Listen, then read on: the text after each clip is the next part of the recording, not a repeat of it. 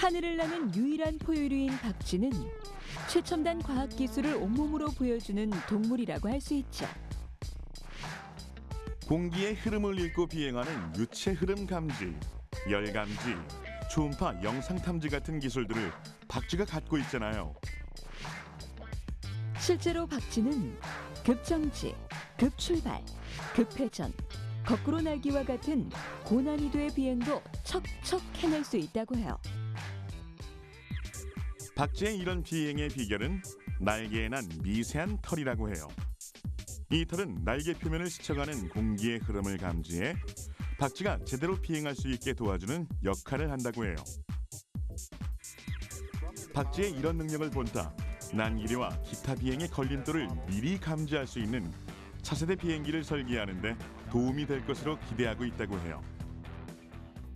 박쥐의 능력은 그뿐만이 아니에요. 일부 중앙아메리카 지역에 사는 흡혈박쥐들은 특별한 열감지 능력도 지녔다고 해요. 코 옆 피트 기관의 열감지 단백질을 통해 먹잇감을 찾는데요. 다른 척추동물의 열감지 단백질은 43도가 넘는 고열을 감지해 화상을 예방하는 기능을 하는데 흡혈박쥐의 열감지 단백질은 30도일 때부터 반응한다고 해요. 먹잇감의 체온도 감지할 수 있도록 변형된 것인 거죠. 박쥐는 열감지뿐만 아니라 초음파를 내보낸다고 해요. 그 다음 그 소리가 물체에 부딪혀 돌아오는 메아리를 듣고 방향을 설정해 길을 찾기도 하고 먹이를 잡아먹기도 하는 거죠. 초음파라고 하면 주파수가 높은 소리로 사람의 귀로는 들을 수 없는 음파를 말하는 거죠. 사실 박쥐의 시력은 아주 나쁘다고 해요. 어두운 곳에만 있다 보니 눈이 굳이 좋을 필요가 없어서 퇴화된 거죠. 그러다 보니 초음파는 제2의 눈으로서 역할을 한다고 할 수 있죠. 박쥐의 초음파는 물체를 단순히 인식하는 수준이 아니라 3차원 초음파 영상 탐지기처럼 입체적으로 1mm 단위까지 인식할 만큼 정교하다고 해요. 때문에 시력이 없어도 전혀 문제없이 세상을 정확하게 보고 있는 셈이죠. 우리 사람들은 이제 귀를 잘 못 움직이는데 박쥐 같은 귀를 이렇게 자유자재로 조금 움직일 수 있습니다.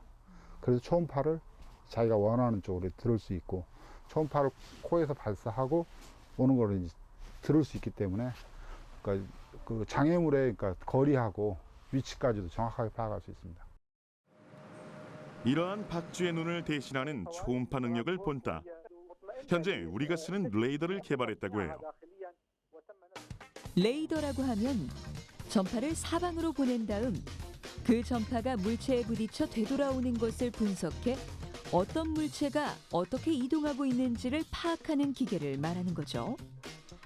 그 원리가 정말 초음파랑 비슷하네요. 레이더가 처음 개발된 건 제2차 세계대전 즈음이었는데요. 1935년 영국 항공부가 과학자였던 로버트 왓슨 와트에게 살인광선의 개발이 가능한지에 대한 보고서를 부탁했다고 해요. 당시 독일에서는 정권을 잡은 히틀러가 살인광선을 개발한다는 소문이 돌았는데 영국 정부가 직접 소문의 진위 여부를 확인하고 싶었기 때문이었던 것이죠. 그런데 왓슨의 연구 결과 살인광선보다 전파를 연구해 레이더를 만드는 것이 군사력을 높이는 데 보다 실질적인 도움이 될 것이라는 의견을 내놓았다고 해요. 그래서 영국 정부는 그에게 레이더 개발을 부탁했죠. 연구진은 박쥐가 어둠 속에서 전파를 발사하고 다시 되돌아오는 전파를 포착하여 방향과 위치를 본능적으로 탐지하는 사실을 발견하고 레이더를 개발해낸 거군요. 그렇게 개발된 레이더는 방어 체계에서 눈의 역할을 하는 막강한 무기가 되었죠. 영국이 전력 열세에도 불구하고 영국 본토 항공전에서 독일에 지지하는 것이나 독일 유보트와의 전쟁에서 승기를 잡은 것도 모두 레이더 덕분이었다고 해요. 박쥐가 세계의 역사를 뒤바꿨다 해도 과언이 아니네요. 그렇죠. 박쥐의 이러한 특수한 능력은 그만큼 열악한 환경에서 진화를 해왔기 때문이죠.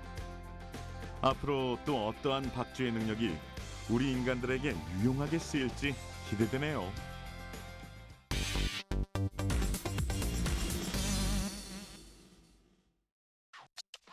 혈액형이 아닌 몸속 박테리아로도 사람의 체질을 나눌 수 있다는 사실 알아요?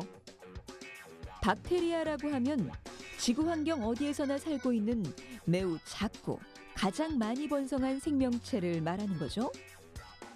이 박테리아는 인간의 몸속에 약 100조개가 살고 있다고 해요. 인간 세포가 10조개 정도인 것에 비하면 어마어마한 숫자죠. 이러한 박테리아는 우리 몸의 독성 물질을 없애는 유익균과 장내 면역을 예민하게 만들어 질병을 유발하는 유해균으로 나뉠 수 있죠. 사실 몸속의 박테리아의 종류가 이렇게 다양하고 그 수가 많다 보니 전면적으로 조사하는 건 엄두조차 내기 힘든 일이었다고 해요. 그런데 독일의 한 연구소 연구팀이 그 엄청난 일을 해낸 거죠. 덴마크, 일본, 미국 등 6개 나라 39명의 몸속에 사는 1151종의 박테리아 유전자를 분석한 거예요. 그 결과 몸 안에서 지배적으로 발견되는 박테리아가 박테로이데스, 프레보텔라, 루미노코쿠스 이렇게 3가지라는 것을 밝혀내게 된 것이죠. 이 3가지 박테리아 중 어떤 박테리아가 장의 과반수를 차지하느냐에 따라 장 유형이 결정되는데요. 이렇게 지배적 박테리아를 기준으로 체질을 분류하는 걸 장형에 따른 분류라고 부르죠. 박테로이데스는 가장 잘 알려진 장내 박테리아로 최대 조직을 자랑한다고 해요. 탄수화물 소화의 달인인 이들은 필요에 따라 모든 소화 요소를 척척 만들 수 있대요. 우리가 스테이크를 먹든 샐러드로 배를 채우든 박테로이데스는 지체 없이 필요한 소화 요소를 만들어낸다는 거죠. 박테로이데스는 육류와 포화지방산을 좋아하는 것으로 보이는데 소시지 같은 걸 좋아하고 많이 먹는 사람의 장에 특히 박테로이데스가 많다고 해요. 또 다른 박테리아인 프레보텔라는 주로 채식주의자들에게서만 나타나지만 고기를 적게 먹는 사람이나 고기를 아주 좋아하는 사람의 장에서도 종종 나타난다고 하죠. 프레보텔라는 일을 하면 삶은 달걀 냄새와 비슷한 냄새가 나는 황화물 가스가 배출된다고 해요. 가스가 차 수시로 배가 아픈 사람은 장 속에 부지런히 일하는 프레보텔라를 갖고 있는 것일 수도 있는 거죠. 루미노코쿠스가 좋아하는 먹이는 식물성 세포이고 이들의 동료는 점막에 구멍을 내고 당을 아주 빨리 흡수하는 아커만시아 박테리아라고 해요. 루미노코쿠스는 피를 생산할 때 필요한 헤모글로빈을 만든다고 해요. 이러한 박테리아는 혈액형과는 달리 후천적으로 결정된 확률이 높다고 해요. 아기가 엄마의 산도를 통해서 세상을 나올 때 그 미생물의 샤워를 받게 됩니다. 그리고 또 엄마 모유를 이제 먹기 시작할 때 엄마의 몸속에 있는 여러 미생물들이 아기한테 이제 옮겨져서 아기 미생물 그 미생물 집단이 형성되게 되는데 그러면서 아기의 면역 시스템도 발달하게 되고 그리고 소화기관도 따라서 성숙하게 됩니다. 모든 사람들이 자신의 혈액형을 알고 있듯이 머지않아 자신의 장형도 알고 사는 세상이 된다면 대장이나 위에 생긴 병을 치료할 때 어떤 박테리아를 많이 갖고 있는지부터 확인해서 그에 맞는 체질별 치료를 할 수 있겠죠. 하지만 이 장형 박테리아는 사람마다 절대적인 것도 아니고 시간이 지나면서 조금씩 바뀐다고 해요. 혈액형처럼 평생 가지고 가는 그런 것이 아니라 식습관이나 건강 상태, 운동 여부 등 여러 가지 환경적인 요인에 따라 변화할 수 있는 거죠. 이러한 몸속 박테리아에 대해 알므로써 우리 몸을 보다 건강하게 지킬 수 있는 계기가 마련되지 않을까요?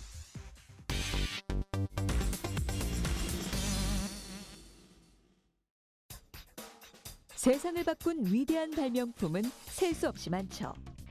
그런데 이 발명품들 중에는 우연으로 빚어지거나 실수로 만들어진 것들이 많다고 해요. 맞아요. 우리가 많이 흔하게 쓰는 접착식 메모지는 우연한 계기로 발명되었죠. 1970년 한 접착제 회사에 스펜서 실버라는 사람이 초강력 접착제를 연구했으나 실패했다고 해요. 원료 배합의 잘못으로 너무 쉽게 떨어져 버렸기 때문이죠. 4년 후 교회에서 성경 구절을 표시하려고 꽂아두었던 메모지가 쏟아져 내려 당황하는 동료들을 본 스펜서는 쉽게 떼었다 붙일 수 있는 메모지가 없을까 궁리하기 시작했는데요. 그때 4년 전의 실패를 떠올린 것이죠. 그것이 접착식 메모지의 시초가 됐다고 해요. 청진기도 이와 유사한 우연한 계기로 탄생됐죠. 프랑스 의사였던 라이네크에게 심장 통증을 호소하는 한 여성 환자가 찾아왔다고 해요. 당시만 해도 의사들은 환자의 가슴에 귀를 대고 심장이나 폐에서 들리는 소리를 듣는 방식이나 손으로 두드려 나타나는 소리의 반응으로 진찰하는 방식인 타진을 이용했는데요. 여성 환자의 풍만한 몸매로 타진이나 촉진이 어려웠고 젊은 여성의 가슴에 귀를 대는 것도 난감했던 거죠. 이에 난감해하던 라이네크는 아이들이 긴 나무대롱을 귀에 걸고 서로 놀던 장면을 보고서 아이디어를 떠올렸다고 해요. 그는 곧 종이를 말아 한쪽은 여성의 가슴에 그리고 다른 한쪽은 자신의 귀에 댔죠. 그러자 선명한 심장 소리를 들을 수 있게 되었죠. 원통형이었던 라이네크의 청진기는 점차 개량되어 오늘날과 같이 양쪽 귀로 들을 수 있는 형태로 바뀌었다고 해요. 우연한 순간에 탄생한 발명품으로는 자동차에 많이 쓰이는 안전유리도 들 수 있죠. 안전유리는 깨져도 유리 파편이 흩어져 튀지 않고 금만간 상태로 남아있잖아요. 이 유리가 발명되는 순간에도 숨겨진 비화가 있죠. 프랑스의 과학자 에두아르 베네딕투스는 어느 날 우연히 자동차 충돌 사고를 목격했죠. 두 자동차의 창유리는 박살나고 날카로운 유리 조각에 차에 타고 있던 사람들이 유리에 찔려 치명적인 중상을 입은 모습에 충격을 받았다고 해요. 이후 베네딕투스는 어떤 충격에도 산산조각 나지 않는 유리를 발명하기로 결심하게 되죠. 하지만 온갖 노력을 기울였음에도 베네딕투스는 결국 실패하고 말았는데요. 그로부터 15년이 지나고 베네딕투스의 애완고양이가 실험실을 돌아다니다가 선반 위에 플라스크를 땅에 떨어뜨리고 말죠. 깨진 플라스크를 치우다 베네딕투스는 산산조각이 난 플라스크들 사이에서 금만간채 모양이 그대로 있는 플라스크를 발견했다고 해요. 그리고 그 병에 셀룰로이드 용액을 담아두었던 기억을 떠올렸죠. 이렇게 해서 발명된 안전유리는 자동차 창유리는 물론 여러 용도로 쓰이며 유리의 위험성으로부터 인류를 보호하는 데 크게 기여하게 되었죠. 오늘날 자동차 타이어, 구명보트, 벨트 및 각종 부속품 등에 널리 사용되고 있는 고무의 탄생에 대해서도 알아볼까요? 고무나무의 수액을 모아서 만드는 천연고무는 오래전부터 알려져 있었지만 냄새가 많이 나고 날이 더우면 녹아버리는 성질 때문에 실제 생활에서 이용하기에는 불편함이 많았다고 해요. 이러한 천연고무의 결점을 없애고 지금처럼 여러 방면에 쓸 수 있는 고무의 제조 방법이 알려진 것은 찰스 구디어라는 미국인 덕분이라고 해요. 하루는 고무에 황을 섞어서 씨름을 하다가 실수로 고무 덩어리를 난로 위에 떨어뜨리고 말았다고 해요. 그런데 놀랍게도 고무는 녹지 않고 약간 그슬리기만 했는데 더 단단하고 탄성이 있는 물질로 변한 걸 발견한 거죠. 여기서 힌트를 얻은 구디어는 고무에 황을 섞어서 적당한 온도와 시간으로 가열하면 고무의 성능을 크게 높일 수 있다는 사실을 알게 되었던 거군요. 이러한 사례들을 단순히 우연이나 운이라고 볼 수는 없겠죠. 자신들이 달성하려던 목표를 향한 부단한 노력과 끈기, 그리고 작은 실수 하나도 그냥 지나치지 않은 꼼꼼함. 이러한 것들이 성공의 원동력이 되지 않았을까요?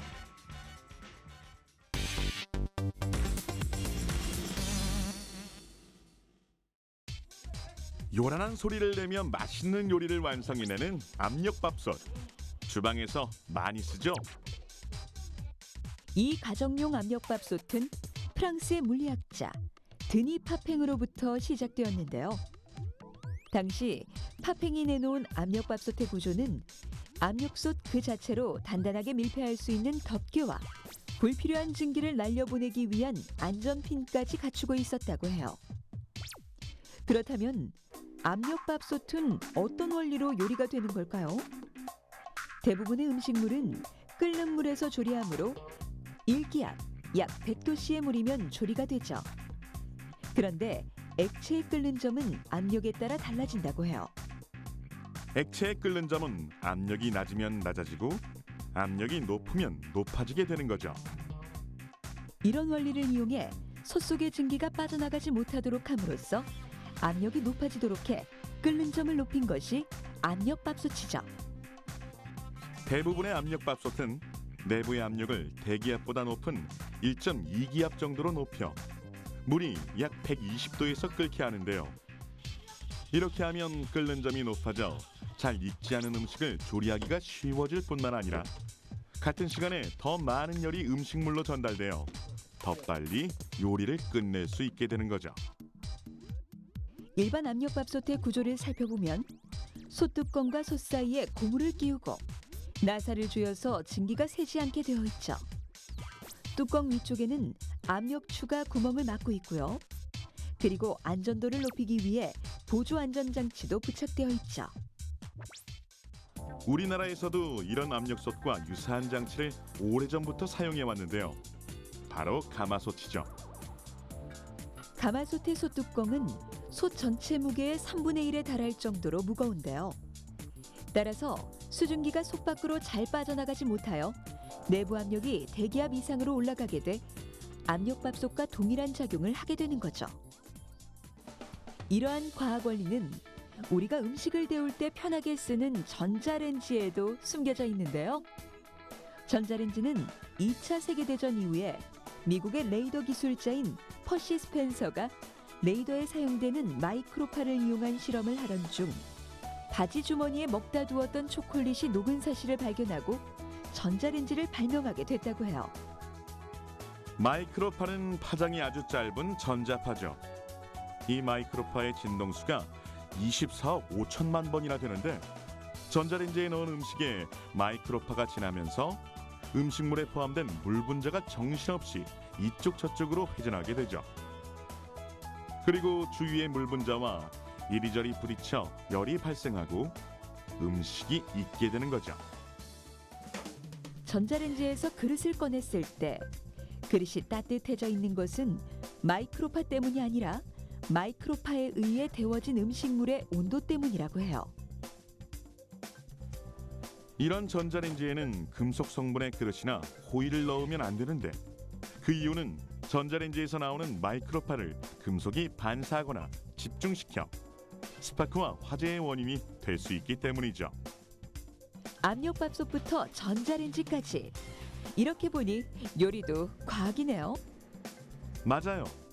우리가 주방기기를 보다 안전하게 사용하기 위해선 주방기기가 갖고 있는 과학적 원리를 제대로 이해하는 것이 무엇보다 중요하겠네요. 엉뚱한 궁금증이 지식이 되는 시간. 과학의 발견. 엉뚱한 질문 유쾌한 상상. 오늘의 질문. 함의 떫은 맛을 빨리 없애려면 가을을 대표하는 과일 감. 엉뚱군의 집 앞 감나무에도 감이 탐스럽게 익어가는 거지요. 그나저나 이 떫은 감은 언제쯤 먹을 수 있을지 마음만 앞서가는데요. 감을 하루빨리 익게 하는 방법은 없을까요? 땡감의 떫은 맛을 사라지게 하는 일명 탈삽을 직접 해보기로 했습니다. 그 핵심 재료는 바로 알코올. 감을 보관할 용기에 비닐을 깔고 땡감에 소주를 묻혀주세요. 감의 꼭지나 몸통 어디든 상관없습니다요. 알코올 샤워를 마친 감을 용기에 차곡차곡 쌓은 후 최대한 공기가 차단되도록 밀봉합니다. 온도에 의한 변동은 있지만 보통 섭씨 20도에서 일주일 정도 발효를 거치면 달콤한 홍시가 된다고 하는데요. 이러한 탈삽에는 어떠한 화학작용이 숨어 있을까요? 감이 떫은 이유는 감 속에 있는 디오스프린이라고 하는 그런 타닌 성분 일종 때문인데요. 이러한 타닌 성분은 물에 처음에는 수용성입니다. 감 속에다가 알코올 성분을 주입하거나 혹은 알코올 성분이 만들어져서 감의 어떤 성분하고 닿게 되면은 그 디오스프린 성분이 중합체를 형성해서 물의 불용성 성질로 바뀌게 됩니다. 즉 물에 녹지 아니하여서 원래의 떫은 맛을 느끼게 하는 기작을 잃게 되는 것이죠. 그래서 떫은 맛이 사라지게 됩니다. 땡감이 탈삽을 거쳐 달콤한 감으로 변하는 것은 떫은 타닌이 당분으로 바뀌는 게 아니라 화학 반응에 의해 타닌의 성질이 변하면서 떫은 맛은 사라지고 원래부터 있던 달콤함만 남는 것인데요. 떫은 맛은 미각이 아니라 혀의 표면이 수축하면서 느껴지는 촉각의 일종으로서 타닌의 변화에 의해 더 이상 떫은 감각을 느끼지 않는 것이랍니다. 감 속에 숨겨진 맛있는 화학 탈삽. 여러분의 엉뚱한 궁금증 달콤하게 해결.